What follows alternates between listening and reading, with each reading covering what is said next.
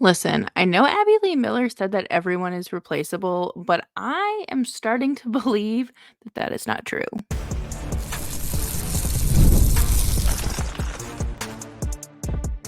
You're Locked On Flames, your daily podcast on the Calgary Flames, part of the Locked On Podcast Network, your team every day.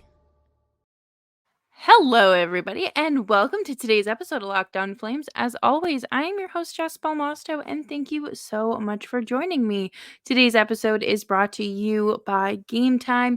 Download the Gametime app, create an account, and use code LOCKEDONNHL for $20 off of your first purchase. Terms apply.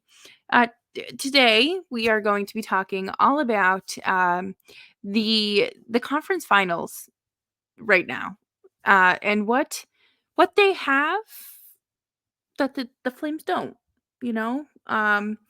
We might talk about a sore subject here, being Matthew Tkachuk, but make sure you stick around because we're going to talk all about both the Eastern and Western Conference Finals.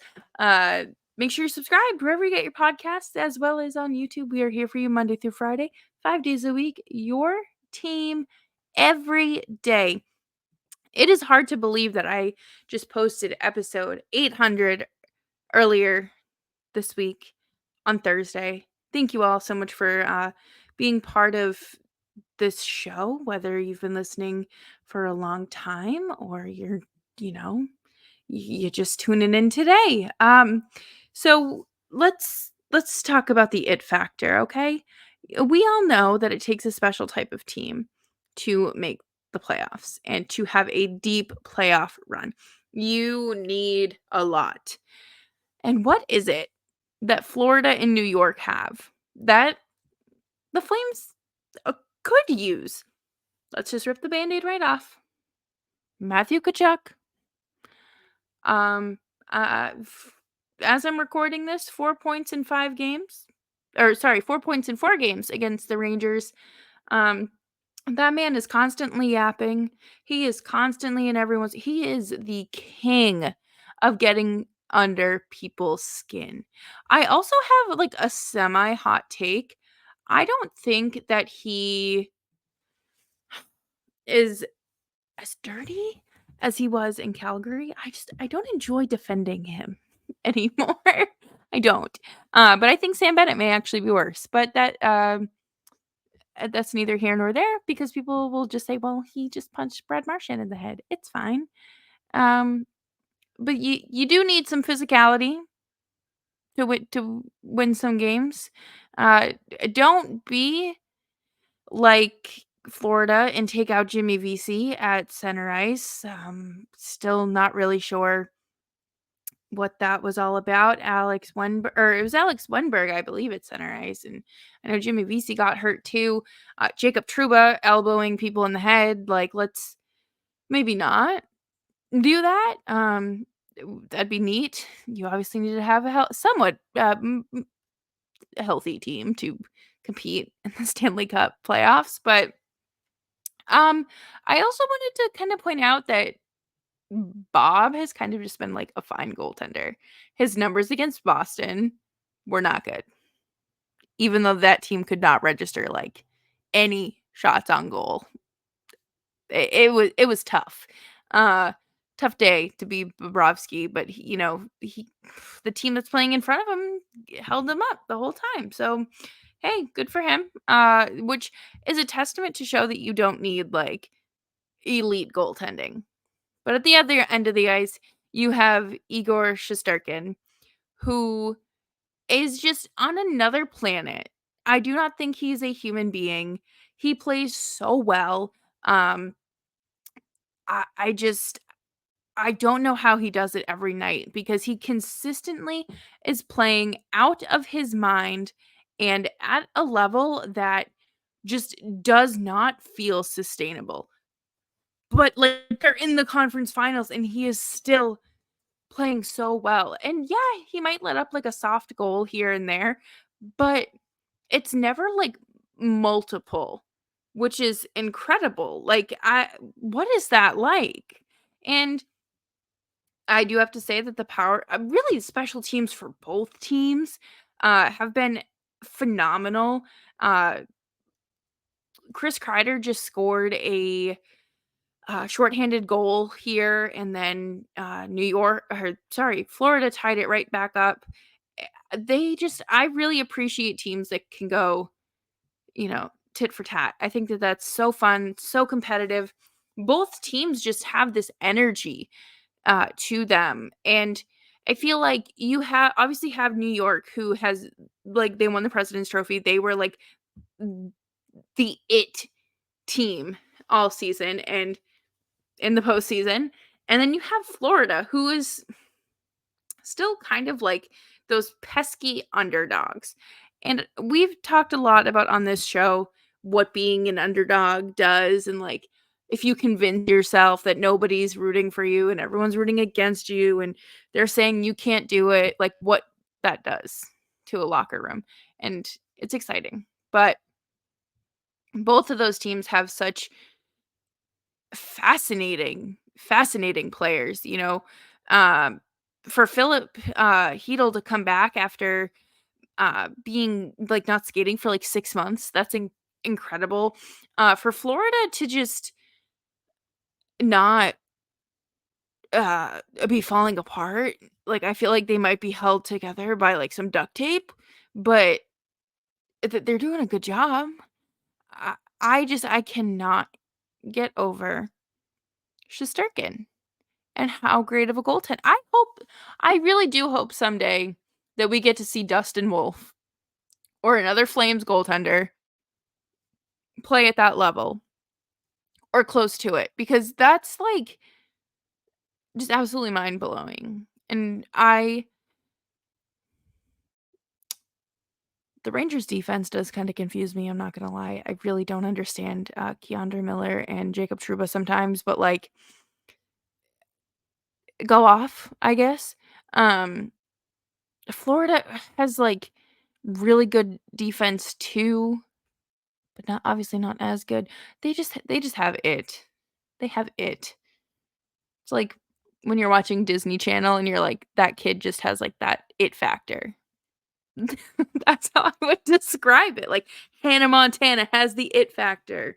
The Florida Panthers and New York Rangers have the it factor. Uh Coming up next, we are going to talk about two other teams. One team we enjoy more than the other, and we will be right back after this. I think that it is absolutely hysterical that the Rangers are doing this and running away with the postseason. Speaking of postseasons, you can get tickets to the NBA Finals, and it's never been easier. Gametime makes getting tickets to the NBA Finals even faster. Prices on the Gametime app actually go down the closer it gets to tip-off.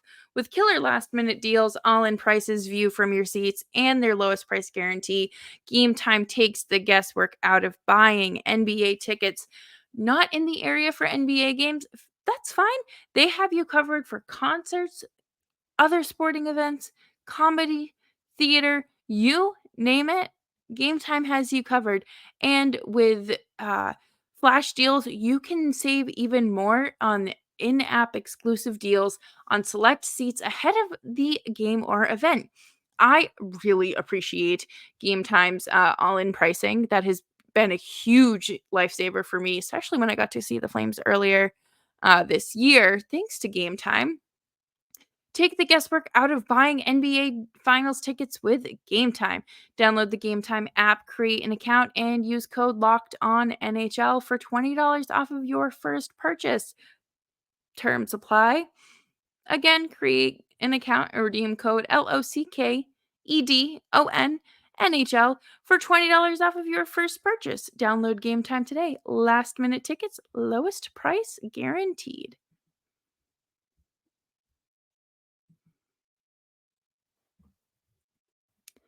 Thanks everyone for hanging out with me today on Locked On Flames. As always, you can find me on Twitter at Jess Belmosto.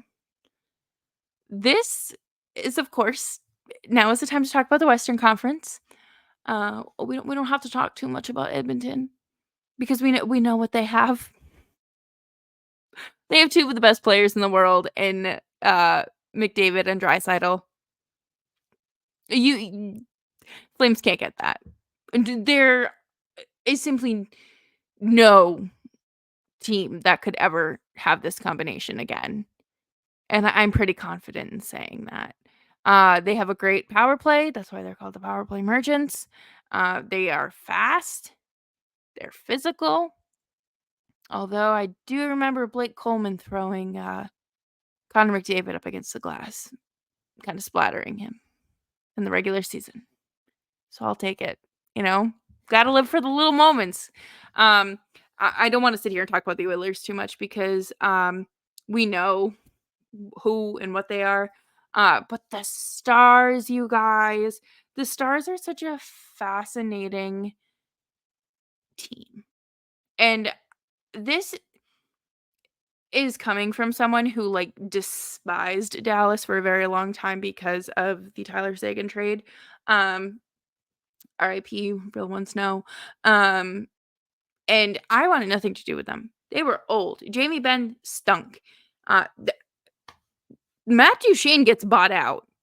Okay, and he signs in Dallas.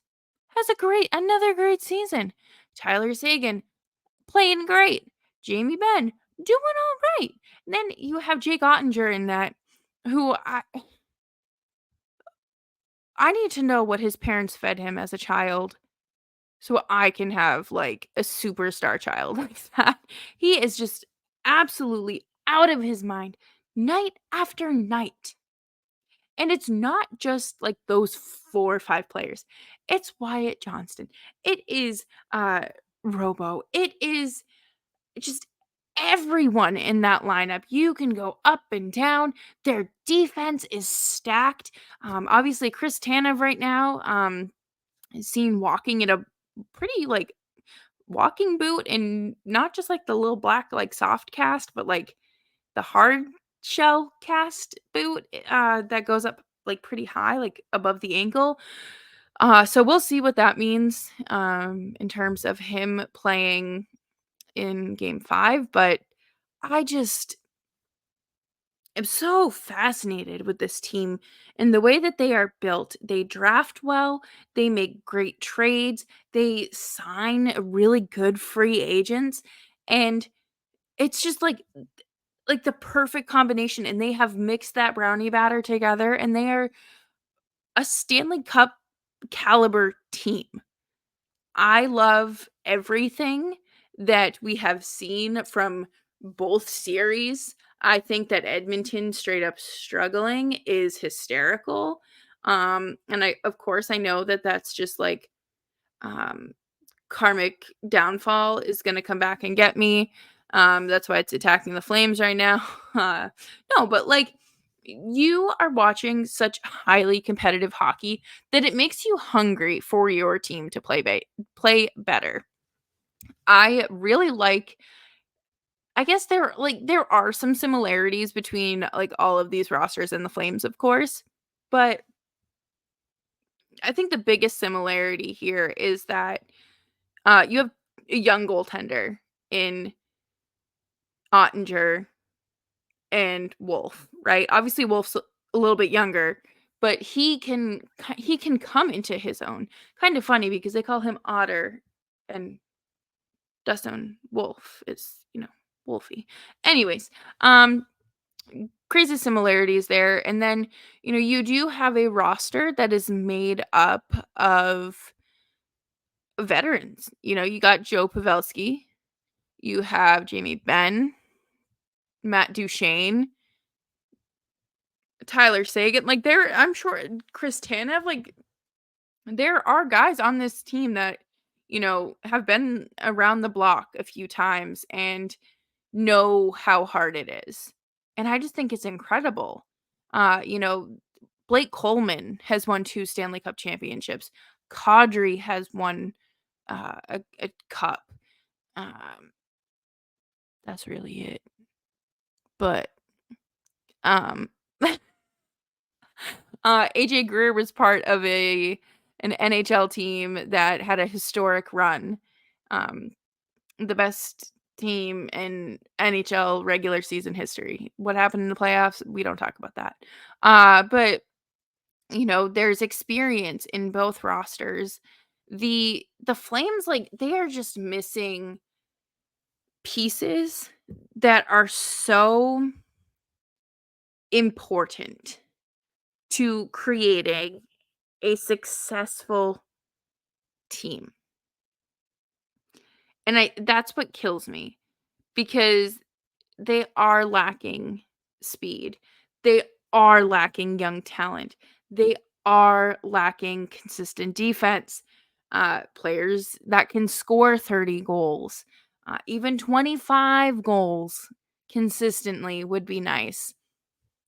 And it's hard to sit here sometimes and like watch these games and be like, well, imagine if the Flames made a run at you in free agency. Matt Duchene. I don't think he would have signed with the Flames. Anyways, but like Matt Duchene would have been a great addition. I think, well, obviously Chris Tanev, please come home. The kids miss you. The penalty kill misses you. We're all gonna be missing you real soon. I really, like, I can't sit here and say like, oh, like I cannot compare Edmonton to not only the Flames but any other team in this league. Austin Matthews and Connor McDavid, like, they draw comparisons all the time. I do not see. I mean, I do, because they both put up, they're offensively insane, but to me, Connor McDavid is still in this different tier, and he probably always will be. He is Connor McDavid, like, just absolutely, like, godlike out on the ice. And I know this is a Flames podcast, and I should probably stop talking about him, but, like, y even if, like, you don't have, like, someone obviously that's, like, as good as Connor McDavid, you need, like, a Connor McDavid of your team. Probably just a fraction talented, uh, but it's fine. You need to have that franchise player. You need to have someone that can change that can, like, split the game wide open with a goal in the third period, really get you going, anything like that. And I fear the Flames just don't have that. But coming up next, we are going to talk about this team and how can they achieve these things? How can they get there? Right after this.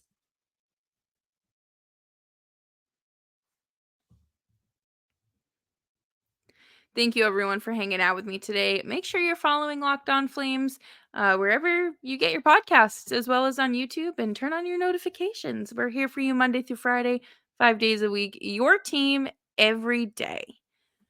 Again, we're just going to pour a little more salt in the wound here, okay?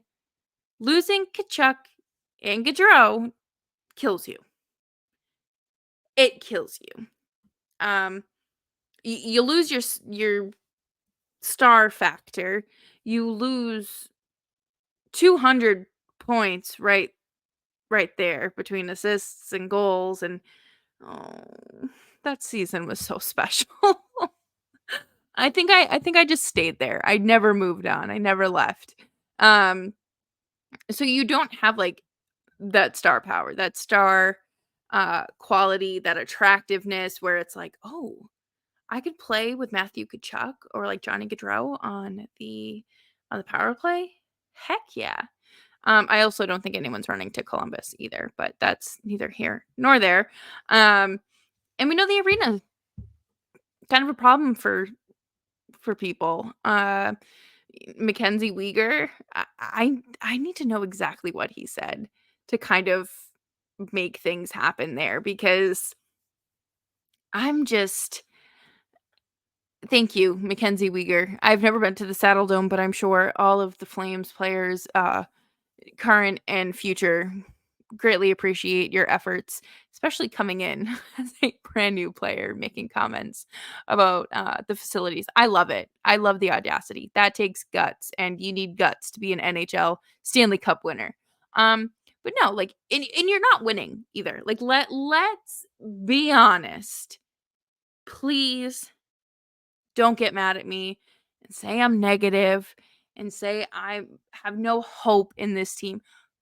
Did you win anything last year? Did you sniff the playoffs towards the end of the No, you didn't. So you're not winning, right? Uh s- let's say you are an up and coming team, right? You go through this little tinkering, retool, rebuild, reconfiguration, whatever you're calling it, and you're on the come up now. Detroit instantly comes to mind because they took their lumps, they stunk. They still technically, they did miss the playoffs this year, but it was right there for them. It was right there. And that's the step they needed to take. And if they called, say you're a free agent, I would be more excited for Detroit to call than the Senators. I think you have a better chance of success with the Red Wings. I do. I think at this point, both of them were on a similar timeline, I would say. So Detroit did it right. Uh, the Yzer plan, uh, that's is that still a thing? I don't know. I think sometimes he's lost the plot entirely. But this is not an overnight process. This is something that is going to take a few seasons. It's going to take in trade or in season trades. It's going to take the draft. It's going to take free agency. It's going to take summers of work here in order for the Flames to build themselves back up. And isn't that what you want? Like, yes. Do not get me wrong. It does not bring me any joy to sit here and watch the Flames lose 5-2 6 times a month. Okay? I actually could think of much better ways to spend my night than watching the Flames lose more than half of the games in their season. But I digress. Flying under the radar isn't going to be a bad thing.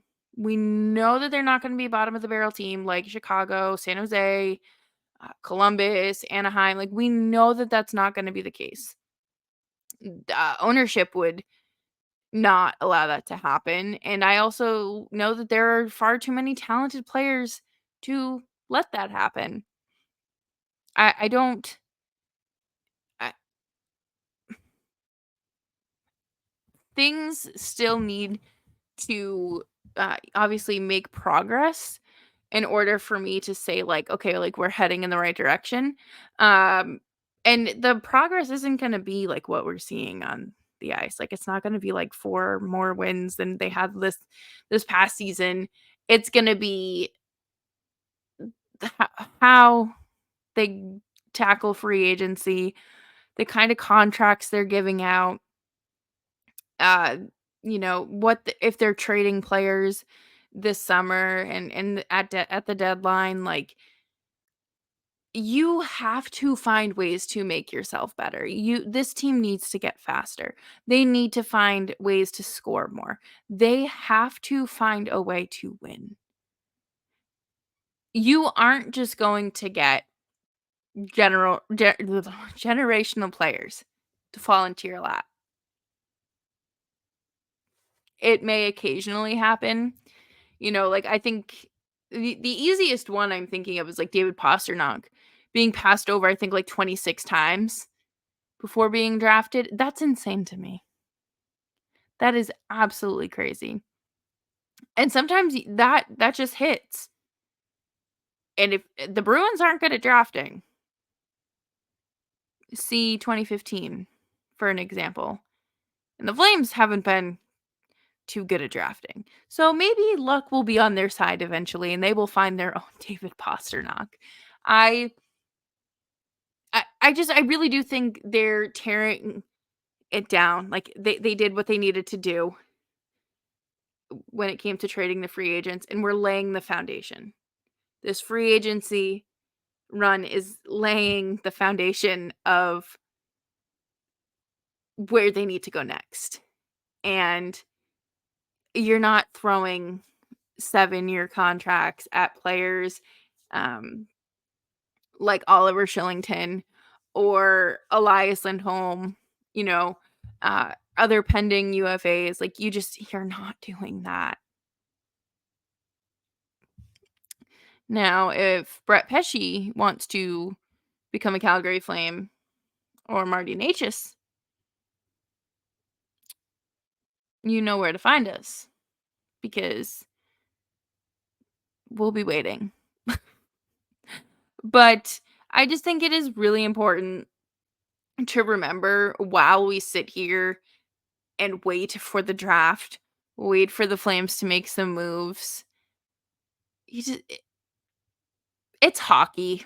At the end of the day, hockey, if it is not bringing you joy, it is okay to turn the TV off and walk away. Please keep listening to my podcast though. I think it is so important to remember that, like, you're going to reap the benefits of the hard times in 2024 for the Calgary Flames. Might take a little bit, but you're going to get there. And that will do it for me today and this week on Locked On Flames. Thank you all so much for tuning in and making Locked On Flames part of your day. It's over 800 episodes now, and I still can't believe it. I picked this team because they had really cool looking jerseys, and I knew that Matthew Tkachuk just was a little rat. So, if you're looking for a sign to step out of your comfort zone and do something new, try something new, this is it. Um, I appreciate you all again for making the podcast part of your day. Make sure you're subscribed wherever you get your podcasts, as well as YouTube. Um, you can find me here Monday through Friday, 5 days a week. Nick will eventually be returning to the show as well. That is just in the hands of the Edmonton Oilers as he is hosting Locked On Oilers. Make sure you check out Locked On Rangers, Locked On Stars, Locked On Florida Panthers, and Locked On Oilers for your postseason coverage, as well as Locked On NHL for your daily coverage of the National Hockey League. Until Monday, stay safe, stay warm, stay dry, be nice, and thank you for making the show part of your day.